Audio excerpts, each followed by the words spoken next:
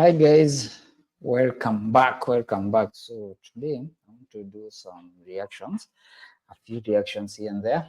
Then so there is this channel anajiita Cynthia Aton.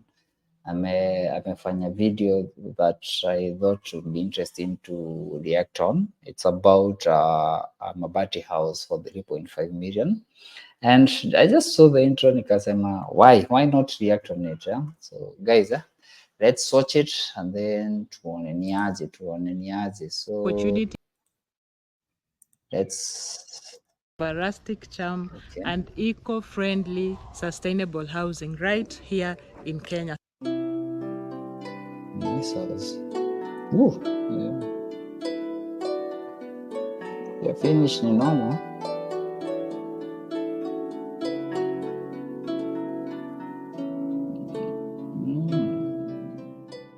So today, behind me, you notice that there is a beautiful house made out of bandominium. Umeona hiyo nyumba venye ni supu guys, eh? That house is quite beautiful. If you like aluminium, or in very common terms, it is a Mabati house. That is not compromising anything on comfort, luxury, and ambience.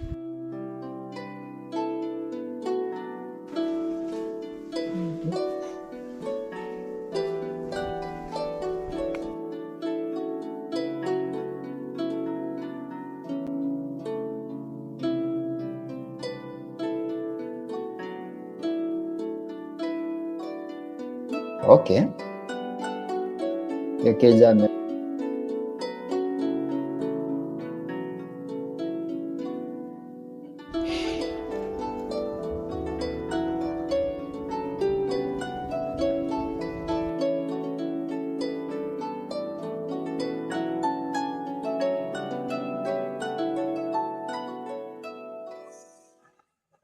So with me Ooh. here are two very important people who are involved in the construction of this house, and I'd like Just to a invite question. Can you guys estimate the cost of like not the cost, the size of that house, and whether they would have achieved the same kama wangejenga the normal house, eh? And I would like to know wacha tuone nini alisave hasa kama hange, because that finish is hiyo finish unajua nimeiona. Okay, it's quite an interesting them so concept. that they give us a house tour and explain most of the questions that I know you may want to ask about the construction and the inception of this home. So, karibu sana.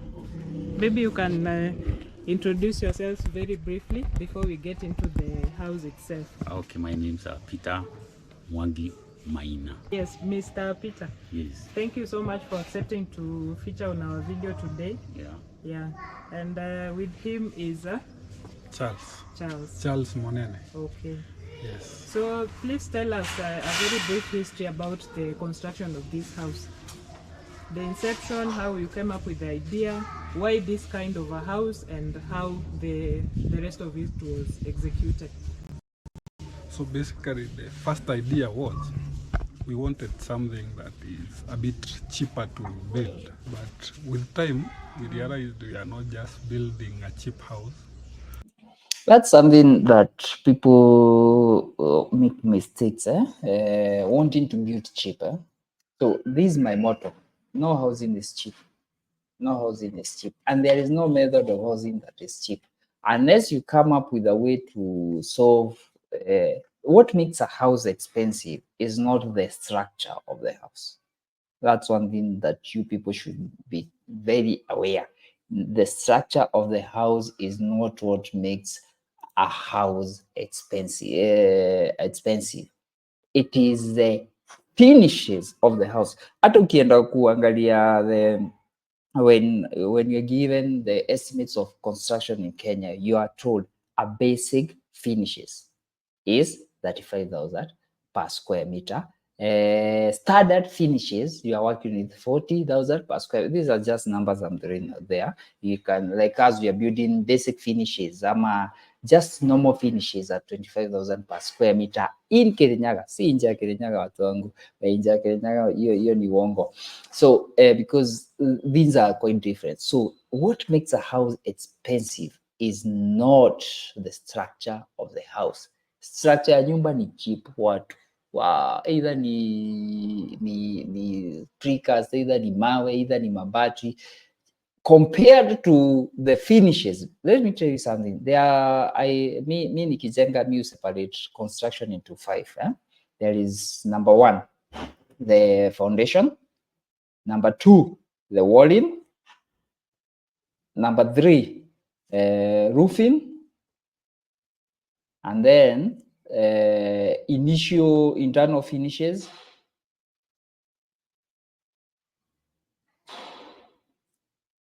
Internal and external finishes. These are cementitious works. Kwa nyumba ya kawaida tunaziitanga cementitious works. Na hii sasa, and then sasa kuna final finishes. Final finishes. So what do I mean? So kuna kwangana the initial finish, internal and hii ni plaster ya ndani na ya nje na makize. And then before the plaster kuna plumbing works zitafanyika. Na hapa sasa ndo mambo yukuwa noma. After the plaster, to plumbing, electricals, you can't escape. Either unajenga nyumba, na sasa uzuri wa nyumba ya mawe, ukichapa plaster, unakuja either unaichapa skimming, ama unaichapa niru, unapaka rangi. Kama ni nyumba ya mabati, what will happen, utakuja uweke gypsum board, ama plywood, whatever kind of finishing utaenda. But hauta escape, na pia nyumba ya mabati itahitaji insulation.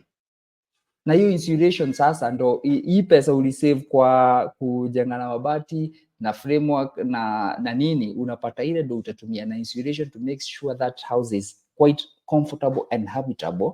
You would rather have just built a normal house. Umeelewa? And then so it doesn't make really much sense because hauta escape cost ya stima, hauta escape cost ya maji. And then there is another problem utapata na nyumba kama hii ya mabati, waterproofing. Waterproofing that house will be a big challenge. We wanted something that could serve the family and also reflect us, the concept that we present as people and as a family. This is the final product that we have achieved. Yes. And we are still not done. We are going to keep improving it because it's easier to improve it. Okay. Yes. Mr. Peter, you are involved in electrical installation or the general, actualization of the idea? Yes, actually I would say from the initial part of it, yes. When Charles approached me and he told me that he would feel that he want to go and live in a house of his own, and then he asked me whether I could be having an idea how to come up with a cheap and fast dwelling place. I took him. It's not cheap. 3.5 million for this house is not cheap. One and said exactly this is something that I would like to have, and so that we started coming to prepare the site as we are also trying to. Unaona hiyo kitchen wewe, watu acha nisumfiche, hii mawe ni expensive. Waka kama kana kwanga 2 feet by 8 feet. Unaona ametumia mawe kadhaa hapa. Kana ingia na 12,000 to 16,000 depending. Na kuna za 8K pia, but depending the quality and the color. Na pia penye unanunua. Think about how would it come up. Akaka granite. And then it is from there then we took up and then we started preparing even the ground and a drawing. I mean, we call a drawing of the house you would like to have, and then we started there. Okay. And then we had to bring so many people on board. We had the carpenters, we had the plumber, and all others. So together, each with a different kind of experiences, we came up with such the history of this area. Of time, one day, almost the whole iron sheets were done drawn in one day. Okay. Something would only have happened if you'd be able to say exactly how much he has used this, and then you would compare with how much you would have used if you are to do with the normal bricks. Because what I saw of involvement is in terms of labor, how many people are involved in this? Actually, you find there were very few. And on the river, people don't consider as if that is the cost of the house. The devil is in the details. Okay, so you spent retro money on the labor, but what about the cost of the materials that you put? Ni sawa utasave pesa kwa the structure itself. The structure, by the way, you definitely save money. The problem now is, what is the cost of waterproofing?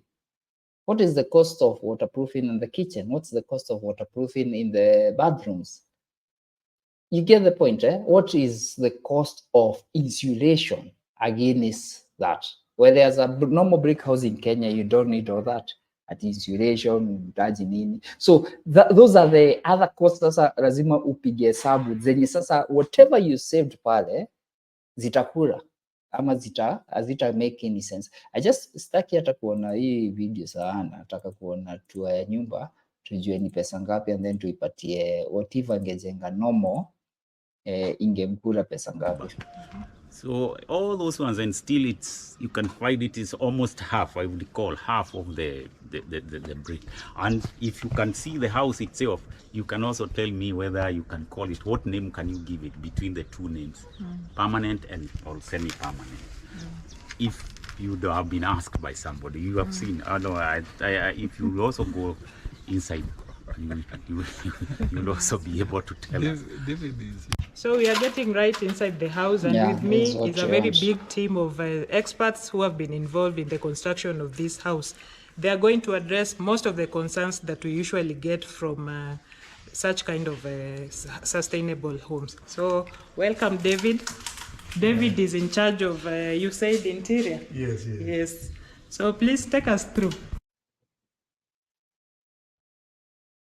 And I just have a few more questions before we finish. Okay. So I'd like to know, what span of time have you used to construct this house? Since inception, when you started the foundation, to now it is ready for habitation. It has taken you how long? We started in February, right? No. Was it February? We started When we started digging the foundation. April. It was April. Yes. Remember the big rain? Yeah, there was rain. We anticipated to start in February, but there were some huge. There was a lot of rain. So I think here she could be talking of the real contact time. The contact time. Not the duration from when, because given for those months we were not doing it. There were some months we were completely not doing anything. Okay, if officially we can say we started in April and we are finished. Those bedrooms are quite big. But there are some months that we are, because of other factors, that we are not doing it anymore.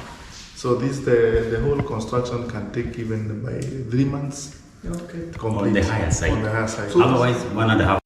And history ya construction time, these are all these new ways saves time.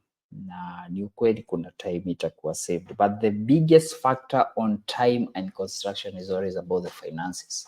With enough finances, hakuna kitu si possible. You can basically do it quick. There is a guy on X anajitanga Magondo. That guy is proof that Magondo is proof that unaweza jenga nyumba haraka. Okay, sitashinda nikimtafuta, but that's what I just meant, that the main impact ya construction, especially when it comes to construction, the main reason ya speed ama time taken inakuanga all about the availability of resources, especially money. If you have money, enough money, and uko na budget, na hata budget ikipanda haushtuki, I guess most contractors can do a good work on any kind of housing. Obvious, kuna story about curing when it comes to plasters, because you have to let plaster to cure for more than 30 days ili upake rangi. There is story ya curing for perhaps kama ni slab, you have to let it rest for more than 21 days. So all those are things that you have to consider with this construction. But other than that period of curing, and when it's curing unaweza kuwa unamalizia tiles, unaweza kuwa unamalizia those internal finishes za fixtures, maji, stima hizo, and then ukuje sasa ukiekelea tiles, uwekelee choo zako na uingie nyumba. So other than the curing aspect when it comes to concrete ama hizi the normal building, I don't think kuna aspect ingine tunaweza sema hii ingine inaweza chapa hii with cash and upfront money. I trust you me, hakuna kitu si possible, bora pesa iko. If you have the 3.5 million I'm talking about, every structure you have seen here can be done within 2 months. Okay. But to avoid a lot of people in your site, you do 3 months. Yeah, you try to start it. If you have the Inaitangwa crashing. When it comes to construction, you can crash, unafanya vitu simultaneously. whole amount, you can do With the shortest time the possible. shortest time possible. Because if the structure was put up within a week, we started on a Tuesday, we finished on a Wednesday. On like was it not Even what was taking a bit of time. Structure sit unaendanga 7 days. Remember it was raining. A good structure will go for 7 days. A good structure will go for 7 days. From tunaanza mawe inaenda siku 3. Tunakuja tunachapa hii kitu hapa inaitwa aje, detail, siku 2 ama 3. Kuna siku ya kufunga mbao, kuna siku ya kufunga chuma na kuna siku ya kukoroga, and then you give it 1 or 2 days to rest, alafu mnakuja mnaanza kujenga course za juu. Okay, so 10 days. It was not quite chaotic. yeah. And then to my second question, what is the expected duration or lifespan? Let me call it the lifespan of such kind of a house. And this one can stay even more than 50 years, even 50 years. The structure is very strong. Shida tu ni termites mbao, si unajua the main structure ni mbao, so shida tu ni termites. If you have a solution on the termites, utakaa, hakuna nyumba yezi kaa. Yeah. Okay. They can take even more than 50 years. So you give it 50 even more. years. Yes. Under whatever kind of weather. And the waterproofing done na zile mabati yalitumia, depending na zile mabati yalitumia. Conditions, whether it is stormy. Hot water system. Okay, that is satisfactory. Here we have the 2 toilet and the bathroom here, the shared for these 2 bedrooms. This is the bathroom. Yes. Will you tell us more about the heater? The heater. So guys, the issue here is about the waterproofing. The cost of waterproofing here, guys. Oof. Ay. Jadi siongee sana. Yes.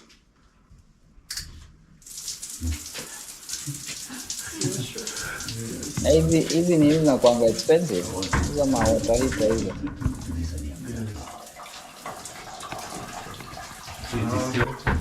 So the original idea, we did not have this in the original idea. The original idea, we had a hot water system from a solar heating point, which is supposed to be behind the house.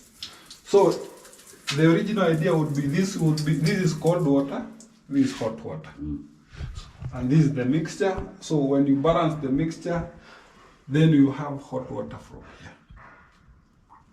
But due to maybe financial constraint or whatever cost constraint, we have just introduced this for now. So with this, we realized we could not attach it direct to the main shower, the big one. So we did some improvisation. We connected it to this small one. So if we are using this heater, it won't work with this, because the hand shower directly get water from this point. This is a digital valve or whatever. Yes, there it's a digital valve.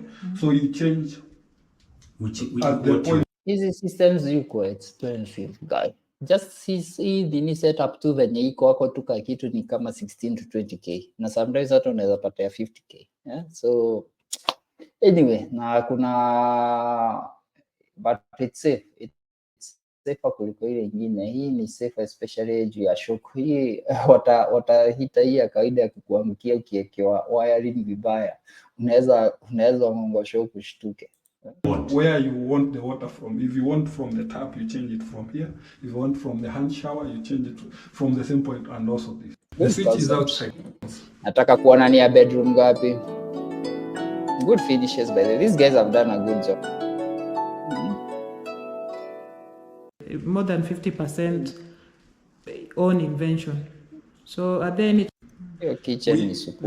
That mentor like broke for alternative like housing was so much that there were suggestions that the bedroom should be made from concrete, the kitchen and the toilets. Then when we were seated there, I told Bwana Maina, no, not going to put any Mabati house, anything concrete in this house. The only thing that is going to be concrete is the foundation. If you take by Kumbe hii ni ya 3-bedroom house, you are not wrong. Hiyo master. Take your shower cubicle.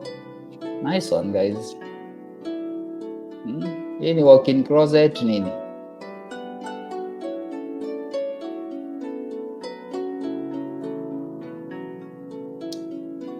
So basically this is a 3-bedroom house, if I'm not wrong. And give or take, nikipima hivi, I will give the cost amesema ni 3 million. If the cost is 3 million, thank you Cynthia Aton for that video. Go and subscribe to her channel. Very nice tours out there. So I won't really do it onto the whole video. I just want us to do some math here. Hesabu ya ukweli. So 3.5 million house for that 3-bedroom. Normal finishes. Hiyo si normal finishes. Hiyo ni standard, ni above standard. For normal finish ni Kenya saa hii hata ukienda kwa mjengo traka tunafanya na anywhere between 25 to 30k depending ni wapi. Hii yao iko juu kidogo, so we are talking about 35k. Assuming ni nyumba ni iko na standard ya almost 35k on the finishes. Assuming ni nyumba ni about 120 to 150,000 per square meter. Cha tuone.